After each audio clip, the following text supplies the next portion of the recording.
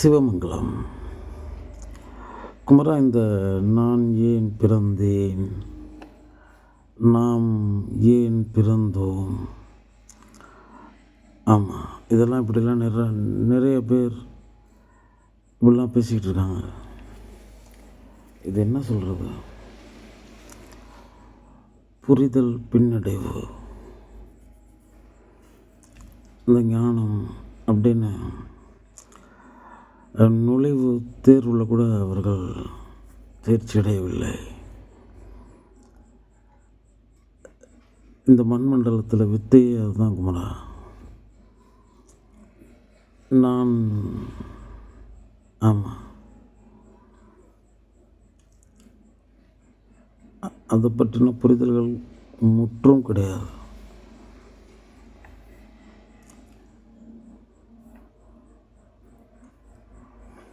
இந்த நான் பாரேன், நான் மறை, நான் முகம், அப்போ அது நான்கை குறிப்பதா நான் அப்படின்னு இருக்கு. அப்போ நான்ற ஒன்று ஒரு நான்கினை குறிப்பதாய் இருக்கிறது. என்னிடத்தில் இயல் இருப்பாய், இச்சை இருக்கிறது, கிரியை இருக்கிறது, யோகம் இருக்கிறது, ஞானம் இருக்கிறது. இந்த 4 வெளிப்பாடுகள் என்னிடத்தில் இருக்கின்றன. இந்த 4ற்கு அதிகாரியாய் நான் இருக்கிறேன். மூலம் இச்சையாக இருக்கு. ஆமாம், இச்சை, கிரியை, யோகம், ஞானம் இதோடு இருக்கான்னா இன்னும் நிறையா இருக்குது. ஆனால் 4 அப்படின்னு இருக்கு. இப்போ இந்த நான் அறிதல், அதான் ஞானம்னு சொல்லப்படுது. அறிஞ்சுகிறது, அறிந்து எறிந்துடுறது. இப்போ இந்த நான் ஏன் பிறந்தேன்னு கேள்வி ஏன் அவங்களுக்கு வந்ததுன்னா, அவங்களா நினச்சிருக்காங்க. ஆனால் மூலம் என்ன அறிவிக்குதுன்னா, இங்கு முளைத்திருக்கும் முகங்கள் எல்லாமே அந்த மூல முகமற்றவனின் முகங்களாய் இருக்கிறது. ஆமாம், அவன் ஒரு தனித்தன்மையன், தனிப்பரம் அப்படிங்கிறதுனால ஒரு முகத்தோடு பொருந்தாததாய் இந்த அண்டமண்டலம் மொத்தத்திலையும் அவன் தனித்தன்மையை நிலைநிறுத்தி வைத்திருக்கிறான். அவனிடத்தில் இருந்த முகப்பிரதிகள் இவைகள். ஆமாம், இதெல்லாம் அவனிடத்தில் இருந்த முகப்பிரதிகள் இவைகள். மண் ஒன்றுதான் பல நற்கலன் ஆகிடும், வாழ் முதல் ஆகிய பொருளை போற்றி. இப்போ இந்த மூலப்பொருளிலிருந்து செய்திருக்காங்க. இது முகங்கிறது அது மாயா ரூபம். ஆனால் தத்துவத்தில் மெய் மாயையாக நமக்கு தெரியுது, பொய் நமக்கு மெய்யாக தெரியுது. மெய் மாயையாய், மாயை மெய்யாய் தெரிகிறது. இதுதான் நம்ம உடலோட லட்சணம். அதனால் அது பேர் காயம்னு வச்சான். இது சேத சாதனம், இது முறியடிக்கப்படும், இது ஒரு பயணத்தில் இருக்கிறது, இதற்கு முதல் நடு கடை முடிவு உண்டு. இது அந்த மூளை அங்கே மாய மர்மம் ஜீவனன்னு இவனுக்குள்ளே இருந்து அது வாழுது. இம்முகத்தில் அதை காட்டிக்கிட்டது. இந்த முகம் அகற்றப்படும். அப்போ நான் மூளை பரம்பொருளின் அவனுடைய முகப்பிரதிகளில் ஒரு முகமுடியை தரித்து நான் இங்கு வந்திருக்கிறேன். அப்போ எப்படி நான் என்ன சொல்ல முடியும்? அப்போ அவங்க சொல்கிறாங்கன்னா, அந்த கேள்வி கேட்குறாங்கன்னா, அதில் ஆழ்ந்து இருக்காங்கன்னா, அப்போ இன்னும் அவங்க அங்கே இன்னும் செல்லலை. நான் அவன் தான், நான் அவன் ஆகு வித்தை சித்தத்தால், காணலால், கருத்தால், சொல்லால், செயலால், சாதனையால் நான் அவனை செய்துக்கிட்டு இருக்கேன். அம்மயமாக நான் ஆகிறேன். அப்போ நான் ஒரு பயணத்தில் இருக்கேன். நான்ற தன்மையிலேருந்து அவன்ற ஒரு தன்மையை நோக்கி நான் பயணிச்சுக்கிட்டு இருக்கேன்.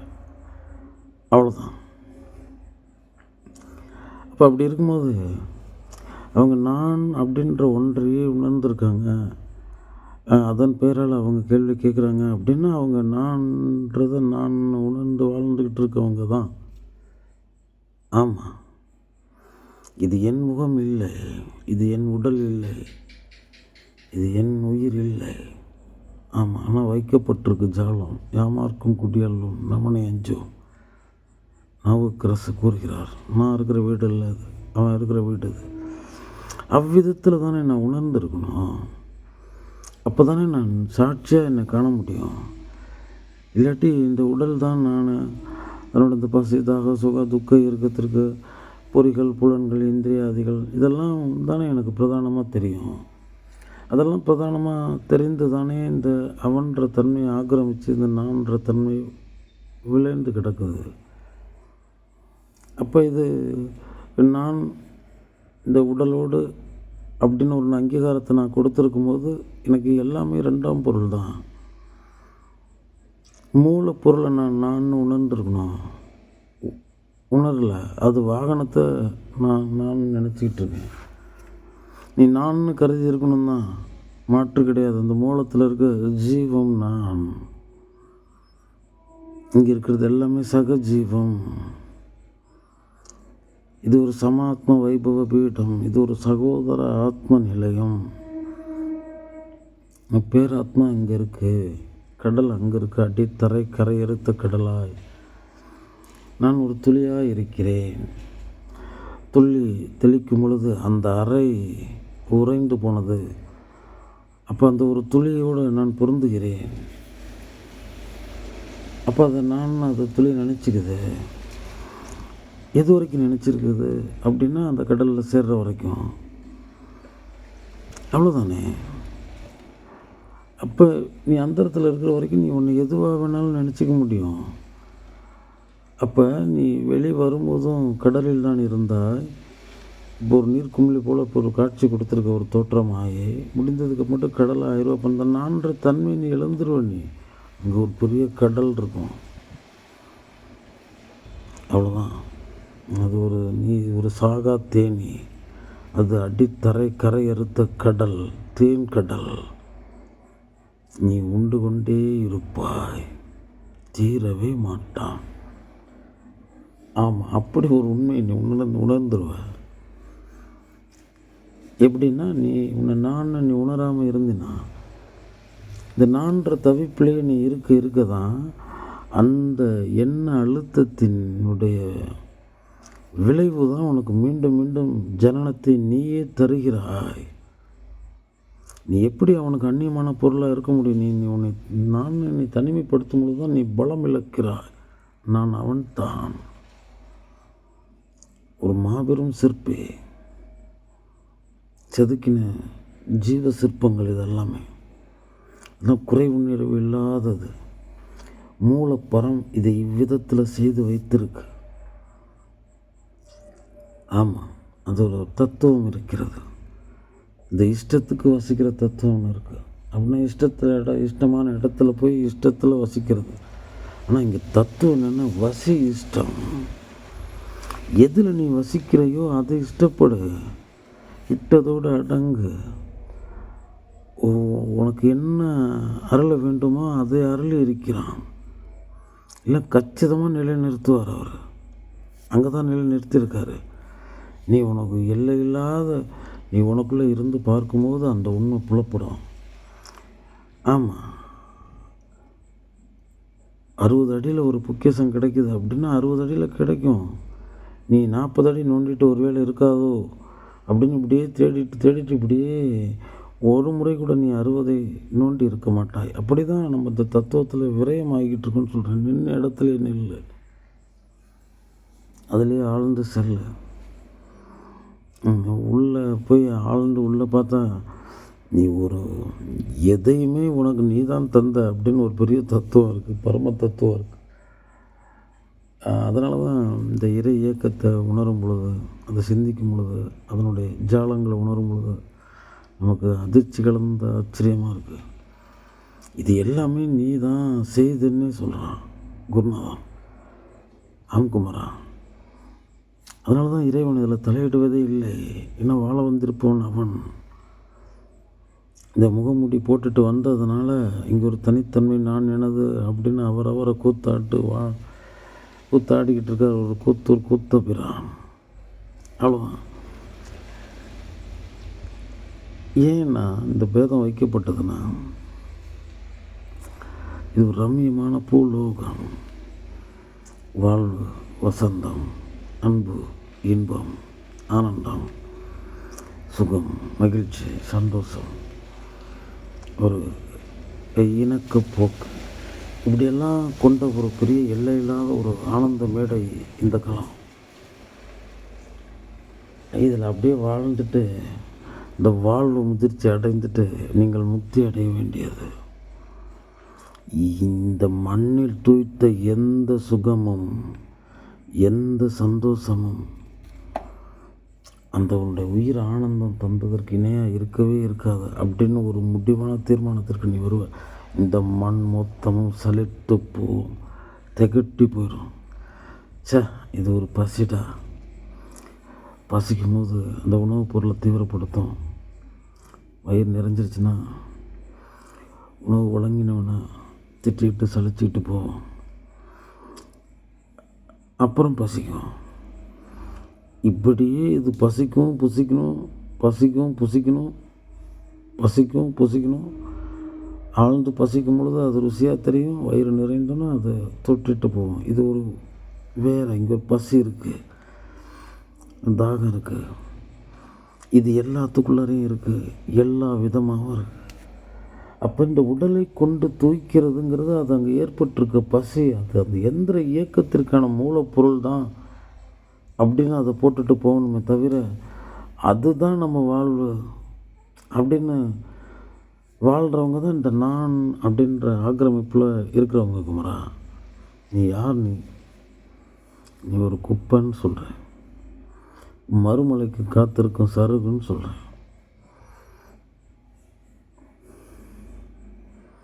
அறிவிக்கப்படாத மீன்வெட்டு அப்படிங்கிற மாதிரி அறிவிக்கப்படாத மரண நோயாளி நீ. ஆனால் மரண நோயாளி தான். ஆனால் நாள் அறிவிக்கப்படல. அதனால் இது வாழ்வு சொந்தம், வையகம் சொந்தம், வாழும் உடல் சொந்தம் அப்படின்னு நினச்சிக்கிட்டு இப்படியே ஒரு அனர்த்த வாழ்வு வாழ்ந்து பிழைக்கிறது. அதனால் அதற்கும் அது உபயோகமாக இல்லை, இந்த உலகுக்கும் உபயோகமாக இல்லை. ஆமாம். அப்போ நம்ம உயிர் ஆனந்தமயமாக, உள்ளம் உள்ள அன்பு இன்பமயமாக இருக்குது. அது மூலம் அதை இந்த வாழத் தொடங்கினிலிருந்து வாழ்ந்து முடிகிற வரைக்கும் எந்த நிர்பந்தத்தினாலும் இழக்காமல் பயணிக்கிறது தான் நான் அறுத்த வாழ்வு.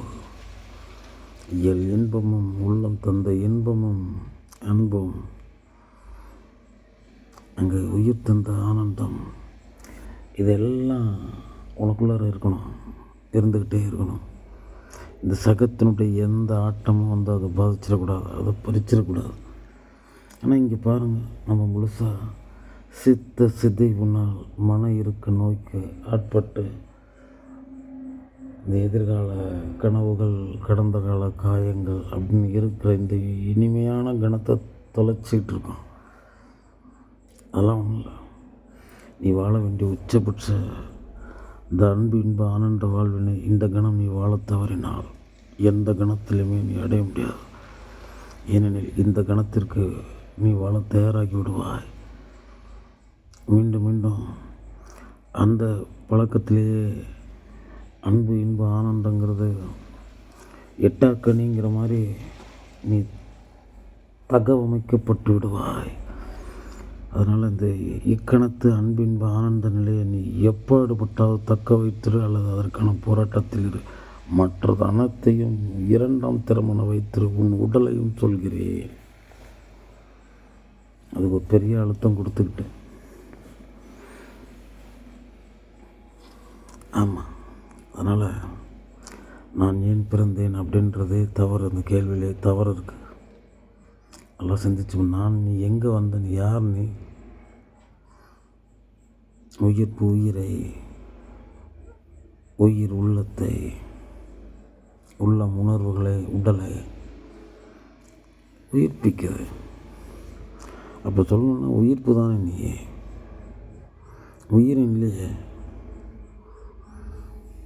ஆனால் நான் தேகத்தை சொல்லிக்கிட்டு இருக்கேன். அப்போ நான் பொய்யை சொல்லிக்கிட்டு இருக்கேன். உரியவனை பிடிக்கல, கிடைச்சவனை கூட்டிகிட்டு வந்து உட்கார வச்சுருக்கேன். நான் தேடிட்டு போனவன் வேறு, ஆனால் என் கைப்பட்டவன் இவன் தான். இவன் எளிமையானவனாக இருந்தான், இவன் தான் எனக்காக வாழ்கிறவனாக இருந்தான், என் ஆசைக்கு தீனி போடுபவனாக இருந்தான், என்னோடய வக்ர உக்ர விரோத துரோக உணர்வுகளை ஊக்குவிப்பவனாக இருந்தான். அதனால் இந்த உடலை பிடிச்சிட்டு வச்சுட்டோம். எதுக்கு இந்த உடலுக்கு கட்டுப்பாடுகள் வைத்தான், தடைகளை வைத்தான்? அந்த கழுதை கேட்குறத கொடுத்துக்கிட்டே இருக்காதீங்க, அதுக்கு அடிமைப்பட்டு போயிடும். அதனால் அதை சுழற்சியிலே விடாதீங்க. அப்படியே அந்த எந்திரம் இயங்கிறதுக்கு மூலப்பொருள், அதில் ஒன்றும் திட்டாதீங்க, ஜாலம் செய்யாதீங்க. அதற்கு உண்மையிலேயே சத்தானதை கொடுங்க. இந்த ஜாலத்தில் இதில் அதை அடிமைப்படுத்திட்டீங்க அப்படின்னா அது இனம் புரியாத நிலைப்பாட்டிலே தான் இருக்கும். அதனால தான் இனம் புரியாமையே அவன் துன்பம் வர்றது தான் அவனுக்கு தெரியாது. இனம் புரியாத துன்பத்தில் வீழ்ந்தார், இனம் புரியாத குழப்பத்தில் ஆழ்ந்தார்னு தானே போயிட்டுருக்கு. இனம் புரியாது. ஆமாம், இங்கே நம்மளுடைய கலாச்சாரம் வகுத்திருக்க உணவு சார்ந்தது வரைக்கும் தவம் இருக்குது. மென்மையானது, எளிமையானது, மெல்ல தகுந்தது, உடனே உயிர் சத்தாவது, இப்படி எல்லாம் பார்த்து தான் நம்ம மக்கள் செஞ்சாங்க, முன்னோர்கள், ஆன்றோர்கள், சான்றோர்கள். ஆனால் இதெல்லாம் இன்றைக்கி மாற்றப்பட்டுருச்சு. அதெல்லாம் மீட்டெடுக்கப்படும். அதற்குரியவர் வருவார், ஒருவேளை வந்திருக்கலாம். அதனால் நான் ஏன் பிறந்தேன்றதை ஒன்றுமே இல்லை குமரா. நான் பிறக்கவே இல்லை. போக்கும் வரவும் புணர்வும் இல்லா புண்ணியனே, எனக்கு முதலும் இல்லை, முடிவும் இல்லை, எனக்கு ஆதியும் இல்லை, அந்தமும் இல்லை. உருவில் வந்திருந்தாலும் நான் உருவில் இல்லை. அரசன் கொடுத்து அனுப்பின ஓலை தான் அது. அரசனின் ஆணை இருக்கிறது, ஆனால் அங்கு அரசன் இல்லை பார். அப்படி இந்த உடலில் அங்கு அரசனுடைய ஆணை தான் இருக்குது, அரசன் இல்லை.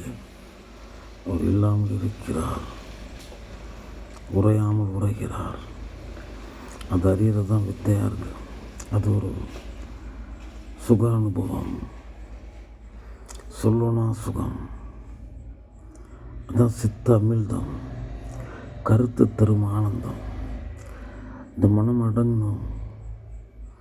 சும்மா குப்பை மாதிரி வச்சுருக்கக்கூடாது, சிறங்காலயம் மாதிரி ஆக்கிடக்கூடாது. அது ஒரு சரணாலயம். நமச்செல்லாம் நம்மளே நம்ம இந்த மனதை சுரிந்துக்கிட்டே இருக்கக்கூடாது. அதுக்கு பொழுதே போகாது. ஏன்னா அது வெறும் வாடை, அதுக்கு அழிவே கிடையாது. ஏன்னா அது ஆளே இல்லை, அதனால் அதற்கு அழிவே கிடையாது. இறையை போல, இறை உயிரினில் இறை மலரின் நறுமணமே மாயமினக்கா. அந்த மாய மலரும் இருக்கும், அது தரும் நறுமணமும் இருக்கும். அதனால் உண்மைத்தன்மை உணரணும் மரா. நான்ற தன்மையை மறக்கணும். சிறுக சிறுக உணர்த்திக்கிட்டே இருக்கணும். அணுவாக கணம் நிமிஷம் நேரம் அது ஒன்றும் இல்லை. சும்மா அதை தீவிரப்பட்டுக்கிட்டு, ஆமாம், சும்மா போய்ட்டு அந்த சக குப்பைகள் இடத்துல நம்ம மனசை வச்சுக்கிட்டு தேகமே உதற போகிறேன்னு சொல்லியாச்சு. இந்த ஏக லோகத்தில் என்ன சொத்து பத்து போல்ட்டு நட்டு இவங்களுக்கு சேர்க்கறதெல்லாம் இந்த எதிர்கால சந்ததிக்கும் சேர்த்து இங்கே ஏழைகளை கூட்டி. அதனால் உன்னதமானது இந்த உயிர். அது யார் உடலில் இருந்தாலும் அது உன்னதமானது தான். உயிரின் பெயரால் போற்றப்பட வேண்டிய உருவங்கள் இவர்கள், இந்த மனிதர்கள். பிறர்க்கரிய பேர் பெற்று வந்திருப்பவர்கள். அந்த வாழ்வு எல்லாருக்கும் கிட்ட வேண்டும். அதனால தான் அதை இறை வடிவாக பார்த்துட்டா அப்படின்னா அதனுடைய துன்பம் இறைவன் படும் துன்பமாக தெரியும்.